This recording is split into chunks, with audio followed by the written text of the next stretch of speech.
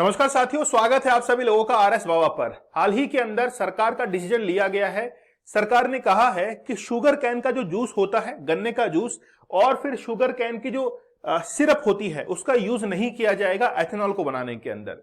सरकार की दो बातें एक दूसरे से विरोध करती हैं।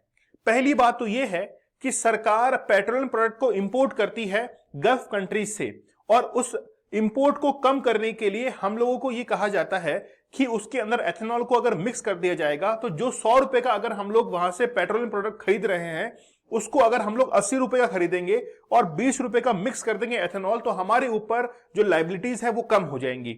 दूसरी यहां पर पहलू यह है कि सरकार ने कहा है कि एथेनॉल को बनाने के अंदर गन्ने का जूस उसका प्रयोग मत कीजिए। तो दोनों बातें आपस में विरोध करती है। हम लोग इसको सुलझाने की कोशिश करते हैं कि आखिरकार यहां पर एक सॉल्यूशन जो है वो क्या निकल सकता है।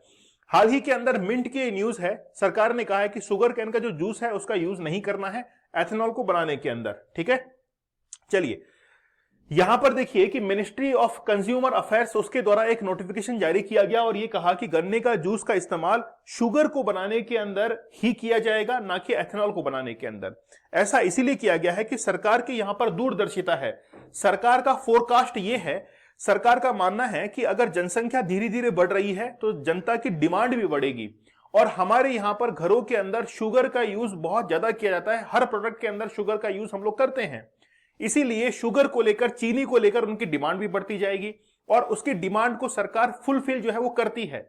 अगर मान लीजिए कि उनकी डिमांड को फुलफिल नहीं की जाएगी, जिस अकॉर्डिंग डिमांड है उस अकॉर्डिंग सप्लाई नहीं होगी, तो शुगर की, चीनी की प्राइसेस इतनी ज्यादा बढ़ जाएगी कि हमारे यहां पर इन्फ्लेशन आ जाएगा, जैसे पाकिस्तान के हालात हैं।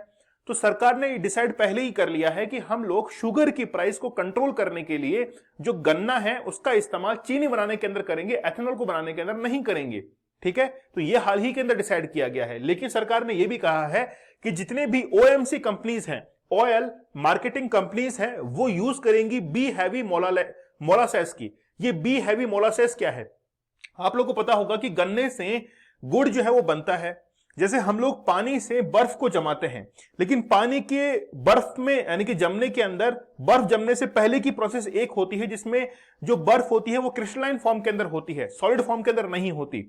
वैसे ही गन्ने से अगर चीनी बनाई जा रही है या गुड़ बनाया जा रहा है, तो गुड़ बनाने के अंदर, गुड़ बनने से पहले की जो प्रोसेस होती है जिसको हम लोग कहते हैं कि देशी भाषा के अंदर लपटा जो हम लोग कहते हैं, उसका इस्तेमाल भी एथेनॉल बनाने के अंदर या फिर फ्यूल बनाने के अंदर किया जा सकता है। तो सरकार ने कहा कि आप लोग मोलासेस का यूज कर लीजिए, लेकिन एथेनॉल का यूज यानी कि जो गन्ने का रस है उसका यूज मत कीजिए एथेनॉल को बनाने के अंदर। यह बहुत अच्छी बात है। अगर भारत के अंदर देखें तो यूपी पहले नंबर पर है, महाराष्ट्र दूसरे नंबर पर है, कर्नाटका तीसरे नंबर पर, तमिलनाडु चौथे नंबर पर और बिहार जो है वो पांचवें नंबर पर है शुगर कैन के प्रोडक्शन के अंदर। हाल ही के अंदर मेंस के अंदर, यूपीएससी मेंस के अंदर एक क्वेश्चन आया था कि जितने भी शुगर की इंडस्ट्रीज हैं वो यूपी से शिफ्ट हो रही हैं महाराष्ट्र के अंदर। इसका रीजन क्या है? इसका रीजन बेसिकली यही था, महाराष्ट्र के अंदर जो एटमॉस्फेरिक कंडीशन है वो शुगर कैन के लिए, गन्ने के लिए काफी ज्यादा जो है वो लाभदायक है, क्योंकि गन्ने की खेती के लिए हमको मॉइस्चर कंटेंट चाहिए होता है, पहली बात। दूसरी बात, महाराष्ट्र के अंदर इंडस्ट्रीज जो है वो उनको इजीली ट्रांसपोर्ट मिल जाएगा बाहर एक्सपोर्ट करने के लिए, इसीलिए जो इंडस्ट्रीज है वो यूपी से महाराष्ट्र के अंदर ट्रांसफर हो रही हैं। यहां पर दूसरा कारण यह भी है कि एक शॉर्ट रेनफॉल, मतलब बारिश की कमी जो होती है उससे शुगर कैन की जो फसल है, गन्ने की फसल जो है वो कम होगी। अगर कम होती भी है तो फिर हमारे ऊपर काफी नेगेटिव इंपैक्ट पड़ने वाला है चीनी के प्रोडक्शन को लेकर। भारत पूरे विश्व के अंदर सेकंड लार्जेस्ट शुगर प्रोड्यूसर है, सेकंड लार्जेस्ट। हाल ही के अंदर एक रिपोर्ट भी आई थी, सरकार के द्वारा डिसीजन भी लिया गया था कि हम लोग शुगर को जो है वो बाहर एक्सपोर्ट नहीं करेंगे, क्योंकि हमारी घरेलू आवश्यकताएं इतनी हैं, हम लोग पहले उनको फुलफिल करेंगे, उसके बाद में हम लोग दूसरे देशों को सप्लाई करेंगे। ये ऑलरेडी सरकार ने डिसाइड किया था। एथेनॉल को बनाने के अंदर केवल चीनी ही नहीं, इसके साथ में मक्का, चावल की भूसी, ये भी तो इस्तेमाल होते हैं, जिनको हम लोग कहते हैं बायोमास। सरकार ने कहा है कि आप लोग शुगर कैन का यूज मत कीजिए, उसके अंदर शुगर कैन को छोड़ दीजिए, क्योंकि चीनी उससे बनती है और चीनी जो है वो घरेलू इस्तेमाल के अंदर आती है। अगर चीनी के प्राइस बढ़ गए तो जनता के अंदर हाहाकार होगा और हमारे हालात भी जो है वो पाकिस्तान के कुछ मार्केट के अकॉर्डिंग जो है वो बनने लगेंगे। इसलिए हम लोग पहले ही जो है वो बचना चाहते हैं। तो गन्ने को छोड़ दीजिए और बाकी बायोमास का इस्तेमाल जो है वो एथेनॉल बनाने के अंदर कर सकते हैं। बायोफ्यूल जो है वो बेसिकली 3 प्रकार का होता है, बायोडीजल, बायोएथेनॉल और बायोमेथेनॉल, जिसको हम लोग बायोफ्यूल के अंदर काम में लेते हैं। ठीक है, अच्छा, एक ब्लेंडिंग का प्रोसेस आप लोगों ने सुना होगा। जैसे मान लीजिए डीजल है 100% डीजल है, उसमें अगर 20% हम लोग एथेनॉल को मिक्स कर दे और 80% डीजल हो, तो जो डीजल हम लोग बाहर से इंपोर्ट कर रहे हैं, आयात कर रहे हैं, वो हमको कम करना पड़ेगा, क्योंकि हम लोग उसके अंदर एथेनॉल मिक्स करके उसको गाड़ी के अंदर एज ए फ्यूल यूज कर रहे हैं, तो हमका हमारा इंपोर्ट जो है वो भी कम हो जाएगा। तो ये जो प्रोसेस है ब्लेंडिंग का प्रोसेस, सरकार के द्वारा इसको 10% तक डिसाइड किया गया है। मतलब अगर आप लोग 1 लीटर डीजल का यूज कर रहे हैं तो उसमें 10% मतलब 100 ml जो है वो एथेनॉल का प्रयोग आप लोग कर सकते हैं। ठीक है, अब देखिए ये बेसिकली क्यों किया गया है, शक्कर की जो कीमतें हैं इसको कंट्रोल में करने के लिए बेसिकली तमाम डिसीजन जो है वो लिए गए हैं, ताकि इतने ज्यादा प्राइस नहीं बढ़ पाए। यहां पर हम लोग एफआरपी को सीखेंगे। एफआरपी क्या चीज होती है? एफआरपी की फुल फॉर्म होती है फेयर एंड रिम्यूनरेटिव प्राइस। इसका मीन्स ये होता है कि जब भी कोई गन्ना उत्पादक, कोई किसान है, वो अगर किसी मिल के अंदर जाता है अपने गन्ने को बेचने के लिए, तो मिल मालिक जो है उसका शोषण नहीं कर पाएगा। उसके लिए एक प्राइस जो है वो डिसाइड की गई है, जिसको एफआरपी कहा जाता है। सरकार ने हाल ही के अंदर इसको 10 रुपए प्रति क्विंटल बढ़ाया था, और बढ़ के जो है वो कितना हो चुका है? 315 रुपए प्रति क्विंटल हो चुका है। पहले कितना था? 305, 10 रुपए बढ़ाया 315, मतलब मिल मालिक 315 रुपए देगा किसी भी गन्ना किसान को प्रति क्विंटल पर। इससे कम दाम पर जो है वो उसको नहीं लेगा। ठीक है, देखिए अब 2022-23 मार्केटिंग ईयर में शुगर मिलों ने 3,353 लाख टन गन्ना जो है इसका उत्पादन खरीदा था, जिसकी कीमत थी 1.11 लाख करोड़।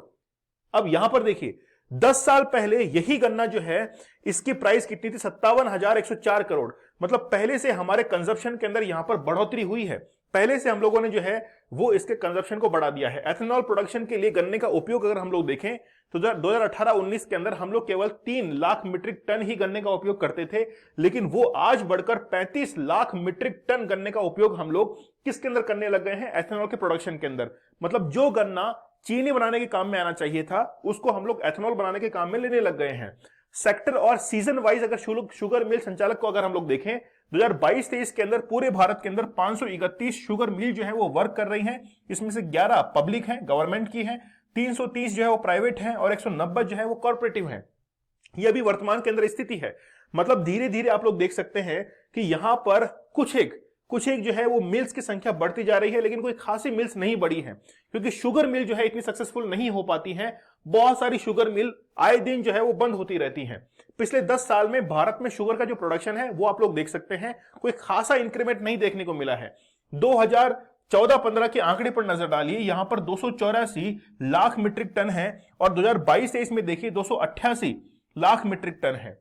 तो मतलब पहले से अगर शुगर का प्रोडक्शन देखें तो कोई खासा प्रोडक्शन नहीं बढ़ा है, क्योंकि जो गन्ना शुगर प्रोडक्शन में काम में आना चाहिए था उसको हम लोग एथेनॉल में काम में ले रहे हैं। लेकिन जनता तो डिमांड करेगी कि हमको शुगर चाहिए, और जब वो जनता डिमांड करेगी उस अकॉर्डिंग सप्लाई नहीं हो पाएगी, तो इन्फ्लेशन बढ़ेगा, मुद्रास्फीति बढ़ेगी। तो यहां पर आप लोग देख सकते हैं कि पहले से भी हमने पिछले साल के मुकाबले भी जो है वो यहां पर कम शुगर का प्रोडक्शन किया है।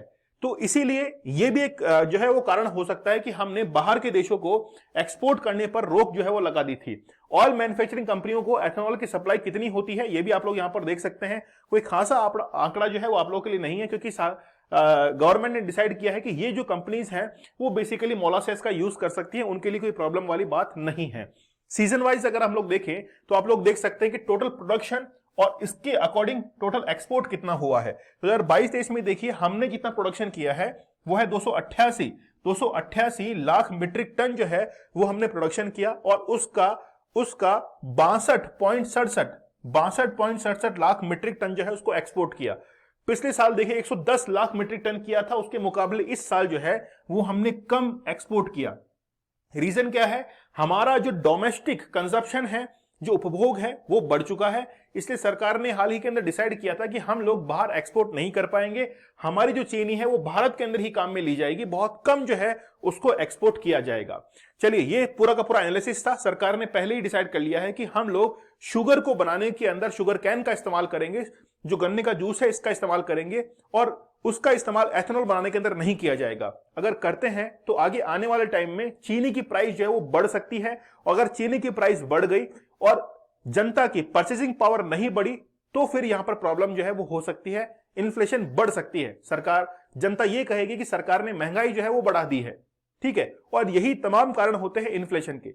हमारी सरकार जो है वो जनता के प्रति काफी अवेयर रहती है, चाइना यानी कि पाकिस्तान में देखिए आप, पाकिस्तान में बहुत ज्यादा जो डोमेस्टिक प्रोडक्ट है उनके प्राइस बढ़ चुके हैं, लेकिन हमारे यहां पर काफी ज्यादा कंट्रोल है। इसका एग्जांपल आप लोग यहां पर देख सकते हैं। चलिए आप लोगों के लिए जूनियर अकाउंटेंट पेपर 2 का जो सेकंड पेपर है, इसके लिए हम लोगों ने कोर्स डिजाइन किया है। कुल 6 सब्जेक्ट उसके अंदर है, वो तो आपको पढ़ाई जाएंगे, साथ में आपको पेपर 1 और पेपर 2 की टेस्ट सीरीज भी साथ में दी जाएगी। ये पूरा का पूरा कोर्स जो है वो 999 के अंदर आप लोग के लिए अवेलेबल है। साथ में ही पेपर 1 और पेपर 2 की जो टेस्ट सीरीज है वो भी आप लोग यहां से ले सकते हैं। आप लोगों के लिए फुल डिटेल सॉल्यूशन के साथ में टेस्ट सीरीज अवेलेबल करवाई जाएगी। आप लोगों को डाउनलोड करना है आरएस बाबा दीपक सर चैनल को, टेलीग्राम चैनल है दीपक सर ऑफिशियल, और या फिर आरएस बाबा दीपक सर टेलीग्राम चैनल को ज्वाइन कर लीजिए। यहां पर आप लोगों को लेक्चर की पीडीएफ और नोटिफिकेशन मिल जाएगा।